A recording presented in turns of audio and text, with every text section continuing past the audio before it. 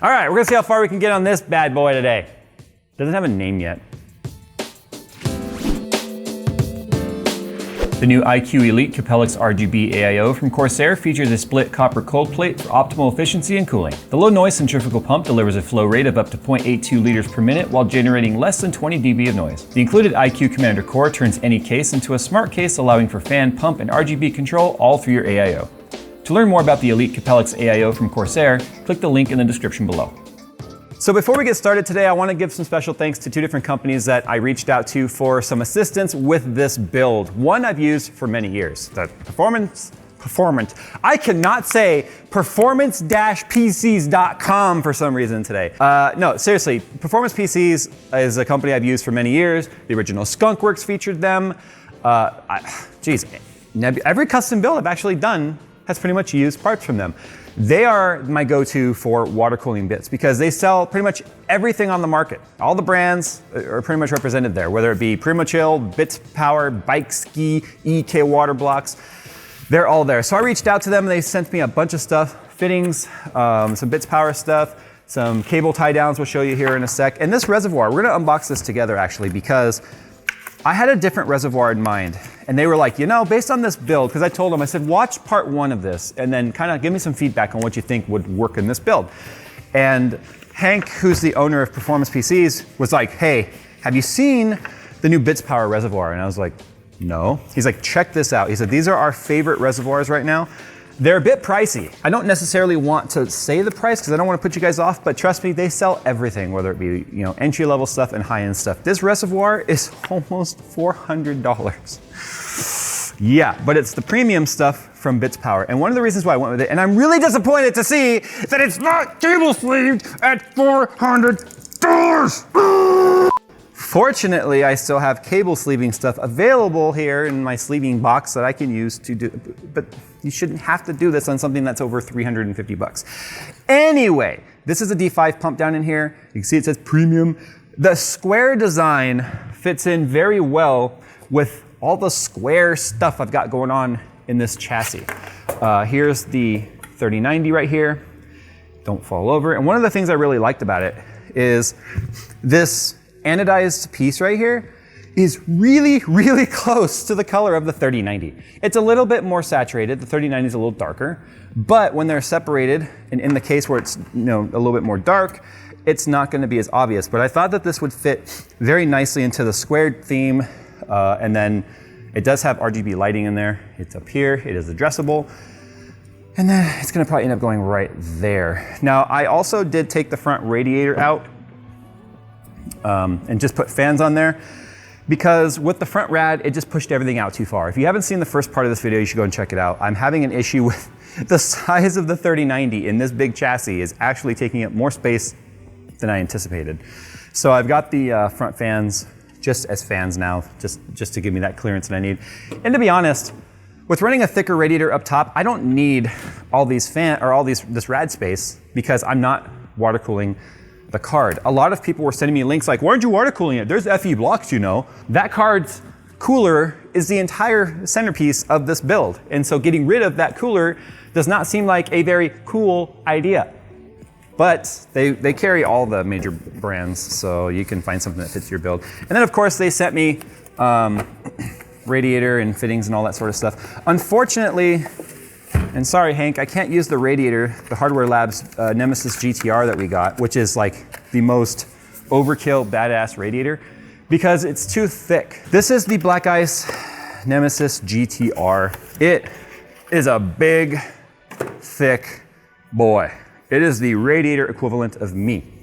In fact, you guys won't be able to see down in there. There's actually a dual chamber design in here where it's not just like a single pass that goes one way and back to the other. It's got this really weird kind of a crazy flow design, and depending on your airflow depends on which is the inlet and which is the outlet. The problem is it's too thick, and so it pushed the fans down, and if you look up in here, the power cables interfere, and as you can see right now, they're actually touching right now with this thinner radiator. So that's a problem with the chassis. So it's a combination of the location of those power pins as well as the chassis, I think, being a little bit under-designed in that area.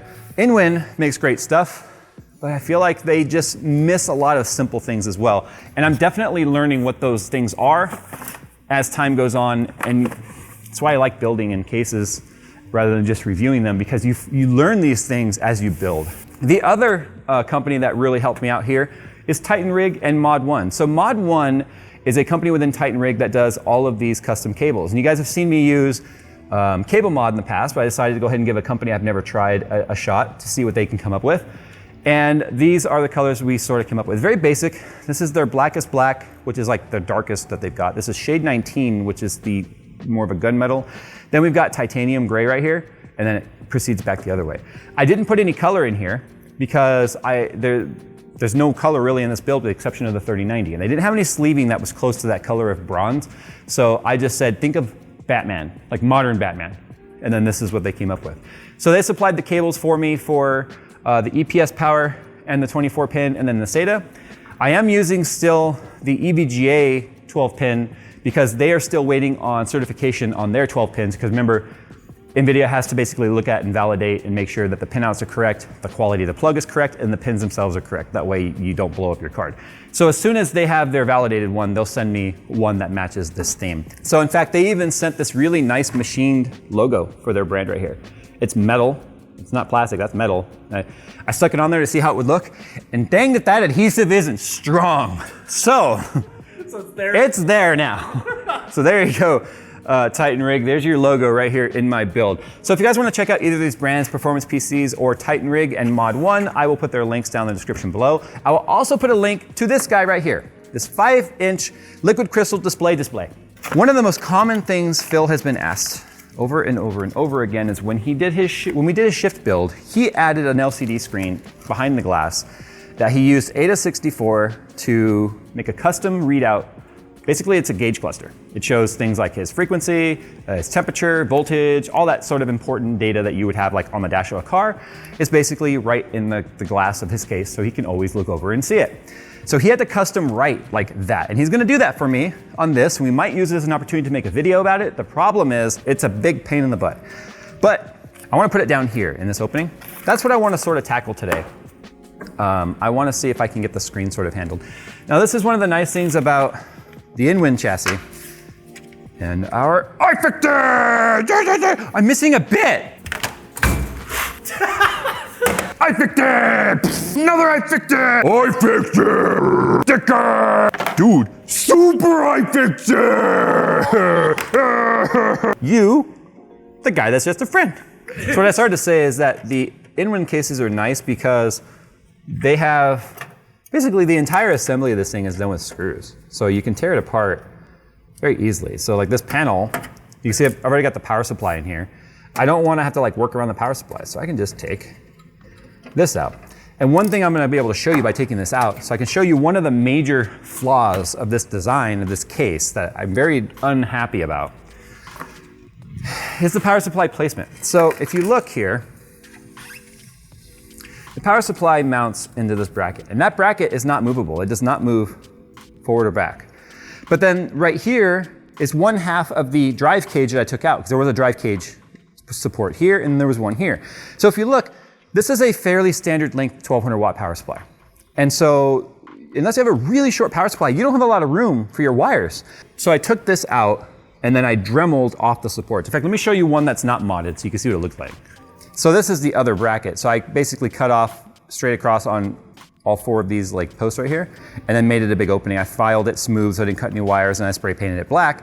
That way you can see now I can pass the cables through right there. So there was no way with this power supply that I was gonna get it to fit in there with all these cables with that piece right there. So fortunately you can't really see it all down there where it is.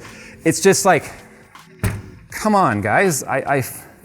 This is one of those times where I feel like a brand goes like 90% of the way and then just kind of goes, whatever, for the rest of it. This is a $500 case. And these are things that I don't think should exist in a $500 case. I bought a piece of 17-inch by 24-inch by 1/8-inch ABS plastic. So I think what I'm gonna do is I'm gonna end up building an entire sheet of plastic that fills these holes right here. And then I'm gonna make this mount to a cutout on the plastic. But I think that's gonna look really cool sitting there like that, and then always be showing me like my temps and stuff. The SSDs I'm using too These are the Crucial P5 M2 2280s. They are 2 terabyte SSDs. So I'm gonna have 4 terabytes of SSD storage in here, which is more than enough. I've currently got 4 terabytes at home, and it's not, I don't feel like I don't have enough space. The nice thing about this SSD is all the chips are on one side. That means these are each 1 terabyte. And then if you look in here, there's no cooling on the side on the motherboard. So because all the chips are on the top side, means this giant heatsink, this is a big metal heatsink, touching it is going to quite literally keep it cool. And that 3080 fan blowing back on the motherboard is gonna basically be a cooler for it. Thank God for the magnetic aspect of these screwdrivers. If you've never built a computer with an iFixit kit, and yeah, I am shilling hardcore for iFixit, because it's iFixit. If you've never built a computer with an iFixit kit, you've never really built a computer. No SSD slowdown for this guy.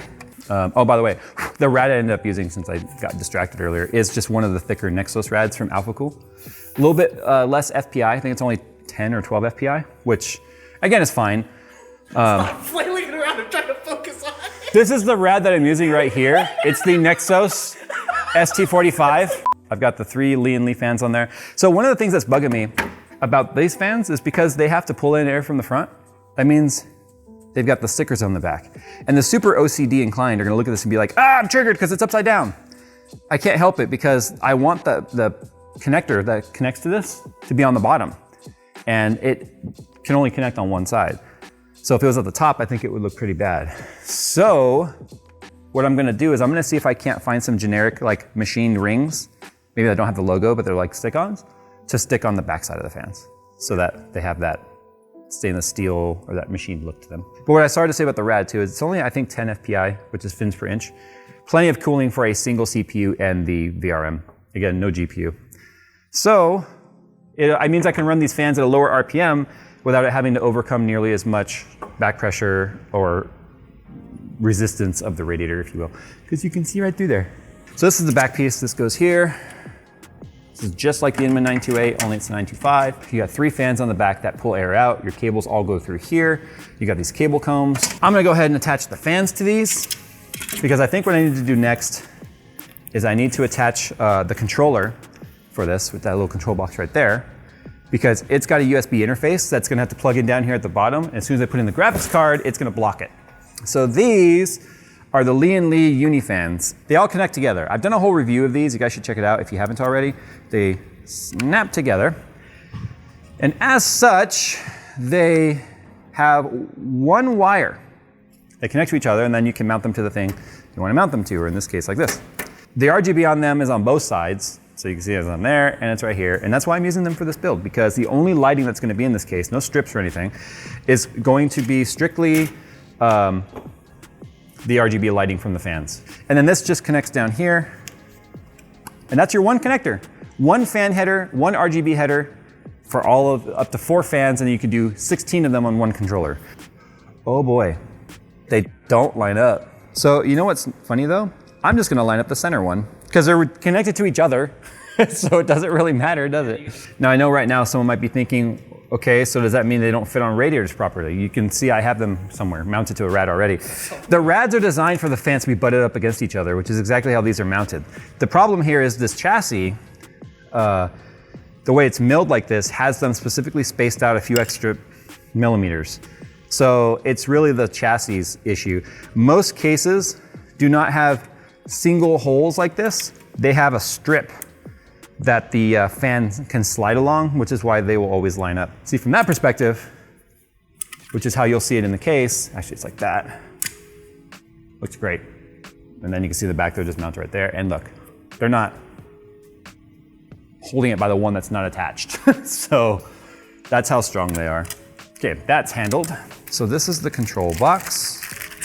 As you can see right here, you can fit up to 4 channels. Each channel can control 4 fans. So I'm using 3 channels that have 3 fans, which is perfect. So this is a splitter that comes with it, which is nice. That way you don't, because the problem is you get 1, sometimes 2 headers. Not all ASUS boards have 2 headers. Believe it or not, the really, really high-end Rampage Omega that I have in Nebula has 1 ARGB header. Even this one has 2. So the splitter's kind of nice, that way you don't have to use extra splitters, which I do have, by the way. This connects to the control box, and then this connects to the motherboard. which is kind of nice because I do have this header coming out the bottom right here, but I'm thinking I might just go ahead and ditch this because I wasn't sure where this was gonna go, right? So I'm gonna do it right. Whoa. That's a magnet and a sticky. So if it loses its sticky, watch. I didn't even need to do that. Check this out. I never even realized it's a magnet. Little trick. Work well. You don't want to make that too tight, like what I just showed you, because if you do, you can just rip the wire because it's such a small wire. And after I do that, I should be able to put the GPU back in, start doing some fitment stuff. The very last part of this build series will be the water cooling, like tube bending, and then the finale montagey stuff, because we're not gonna be able to get it all done today. Big surprise, right guys? I'm not gonna actually build any sort of a bottom support for this. It's kind of hard to tell on camera. This might look super wobbly. You can see it's perfectly horizontal with the motherboard. If you use some of the motherboard lines as an example, at the bottom of the block, it's perfectly horizontal with that.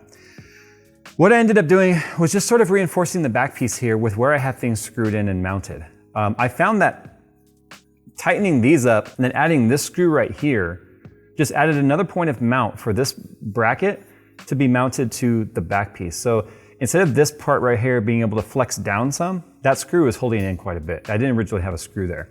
I also tightened these down, which put more tension on these IO shields right here on the top. So watch if I move those IO shields. See how that's actually moving the graphics card a little bit? So what that did was it sort of gave me just a little bit more of a triangulated sort of a mount design. But considering the fact that this is just gonna be sitting on a desk, if this were like some sort of a LAN rig, clearly it's not, you would want things to be as stable and sturdy as possible because they have to travel with it. This, I am perfectly okay with. So we're getting down to the nitty gritty here. I'm sure you saw the backside already. I've got most of the wiring in. What I need to do now is I need to get things sort of put back in there so that I can start figuring out the water cooling loop.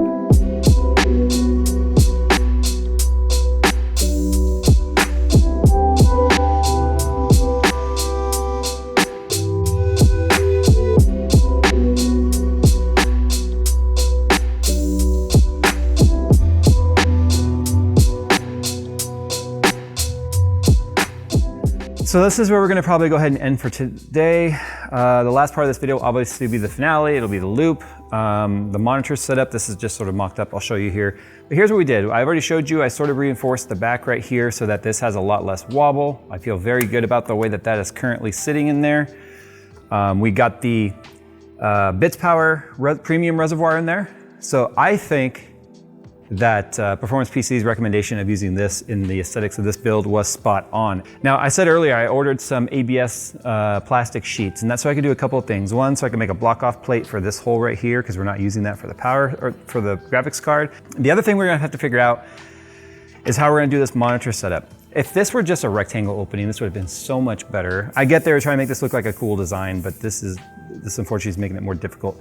This is just cardboard I cut out from a G-Skill box to see what it would look like blocked out. This will look better with the ABS because it's gonna have textured plastic behind it, so it'll look a lot better. And then I'll come up with some way to make a nice bezel in between the two if it doesn't look good, just being the slightly filed plastic right there. So that's where we're gonna leave it today. Hope you guys are enjoying this build series. I'm looking forward to this little monitor here. It's gonna be really the only truly custom aspect of this. So when we come back, we've got some more custom stuff to make, a loop to bend up, and then call it a day. Thanks for watching, guys. Remember to check out Performance PCs and Titan Rig. Links will be down in the description below. Huge thank you to them for sending me these parts to get this build up and running and finished in a somewhat timely manner. Thanks for watching, guys, and as always, I'll see you in the next one. Parts, Performance-PC. Performance-PC. There's a lot of stuff in Performance-PCs. No, I'm gonna do it again. I'm gonna do the whole thing again. Right, action. So before hell. Woo! We are on it today. Computers!